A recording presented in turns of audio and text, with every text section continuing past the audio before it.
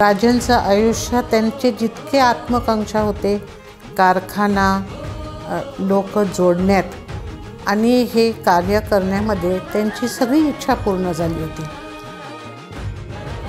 ते म्हणाले, जोपर्यंत शाहू साखर कारखान्यातनं साखर बाहेर पडत नाही तर माझं लग्न करणं जरा थोडंसं शक्य होणार नाही। आत्मकांक्षा फार महत्त्वाची आहे आणि ती सगळ्यांमध्ये असावीच।